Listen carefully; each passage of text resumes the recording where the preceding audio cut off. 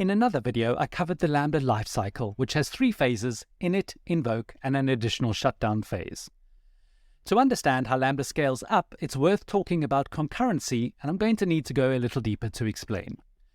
Concurrency is the number of requests that your function is serving at any given time. Think of it as simultaneous processing. When your function is invoked, Lambda provisions an execution environment to process the event, and only processes a single event at a time, regardless of how it was invoked. Batches pulled off services may have multiple items in the batch, but still a single event and invocation. This means if a new request comes in while it's serving an existing request, Lambda needs to provision a new execution environment.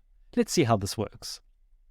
So, following the timeline, a single request comes in and Lambda runs initialization cold start and then invokes the function.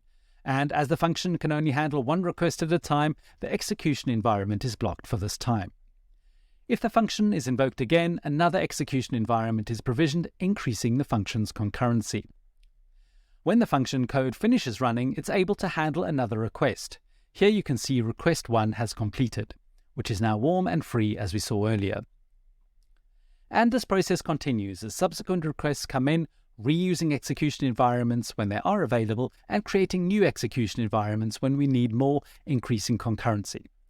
And you can count concurrency as the number of simultaneous or parallel requests and invokes happen. For a single execution environment, the number of concurrent requests is 1. Here you can see how it fluctuates as cold and warm starts happen, with a concurrency equal to the number of running execution environments. You can view concurrency using the CloudWatch concurrent executions metric for all or individual functions. So how does this concurrency relate to transactions per second? The number of transactions Lambda can process per second is the sum of all invokes for that period. If a function takes 1 second to run and 10 invokes happen concurrently, Lambda creates 10 execution environments. In this case, Lambda processes 10 requests per second. If the function duration is halved to 500 milliseconds, the Lambda concurrency remains 10.